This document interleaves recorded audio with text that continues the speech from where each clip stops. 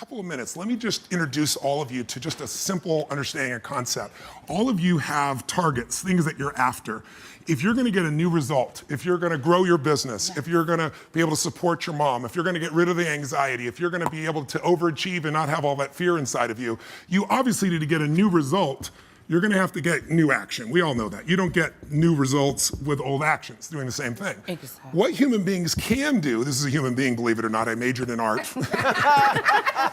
What human beings can do is amazing. What they will do is usually disappointing. It's not because we're not capable of it, it's because we don't have new actions because we get in certain emotional states that dominate us, like anxiety, like fear of failure, right? Like the fear of the loss of your mother as an example. So if you're in a state of fear, you're gonna behave very differently and get very different results, that's what that means right there, than if you were in a place of being courageous or bold or warm or connected or playful, any of those.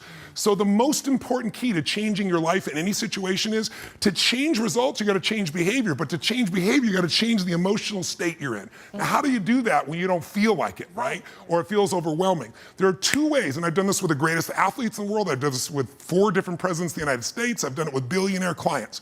All you have to do to change your state is not try to think your way there, like I'm happy, I'm happy, I'm happy, and do a bunch of affirmations. Your brain's gonna go BS, you are not happy, right? What you need to do is make a radical change in the way you use what we call your physiology. It's a big word, it just means the way you use your physical body. The way I'm speaking right now, because I got 5 minutes also, is sped up just a little bit. But if I said to you, there's a depressed person behind curtain number 1 over there, and I'll donate $100,000 to your best charity, your favorite charity, if you could describe what they're like physically. Tell me what's their posture like if they're depressed. You tell me. Slumped over. Slump. Where's their head? Where's their head? Down. Down. Are they breathing full or shallow? Shallow. And are they talking really fast or more slow? Slow. Loud or quiet? Probably quiet. Now, you're all saying the same thing. How's that possible? Because you've all practiced this crap before, haven't you? No. But here's what you can find. If you take that same person and you change the tempo at which they move, you bring their shoulders back and change their breathing pattern, if they make a faster gesture, if they speak more rapidly, it fires off a different biochemistry in you. And in that state, you will take radically different actions. In fact, I've taught this for 40 years, and about 3 years ago, Harvard finally did a study where they proved what I did worked, and they called it these power positions. And what they showed was if you stand, everyone can try this, stand up just for a moment if you want, everybody at home can try it as well. So do something really silly. Put both your hands on your hips like Wonder Woman or Superman or that stuff, right? If you stand like this and you breathe deep for just 2 minutes, what the science found was that you will absolutely increase your testosterone by 20%, man or woman. You'll drop your cortisol, which as you know is the stress hormone, by 22%, and you're 33% more likely to take action if you wouldn't have before because fear would have stopped you. Now, I don't have people just stand like this. I have people move, use their voice, make radical changes in their bodies. You can have a seat just to get a feel. I know we're short on time, but you can try it later and you'll feel it after 2 minutes. Or, somebody who's, puts their arms back like this and their feet up, that'll produce the same state. It produces more certainty in you. And that certainty gets you to take different actions.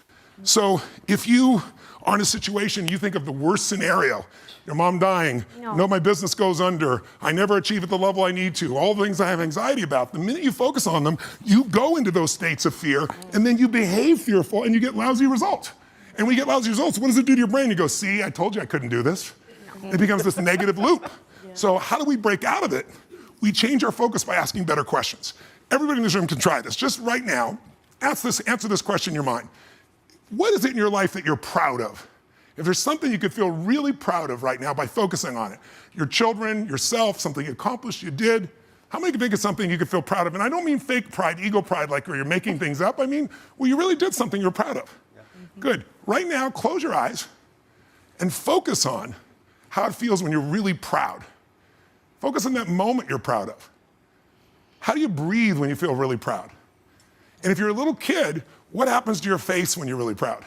You don't hide it, right? There's that big smile on your face. Raise your hand if you can feel these feelings right now. Everyone here, just say aye if you got it. Aye. Awesome. Try one more real fast. Think of something that you could be really grateful for or excited. Pick either one. Something you could be grateful for, a person, a moment, or something if you wanted to that you could be excited about. Let's use excited for a moment. Okay. How many could think of something in your life that if you focused on it, you could feel excited? All right? Close your eyes. And just for a moment, all we're doing is changing your focus. Focus on what could excite you. Feel like it's really happening. Your mom's healing, you break through in the business, you're achieving the level you want. Anxiety is rid from my life. I'm on charge, I'm on top of it. How do you breathe when you feel really excited?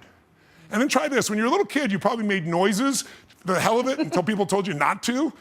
Make a noise of excitement, a sound of excitement. Go ahead in your bodies, all of you. Do it again. One more.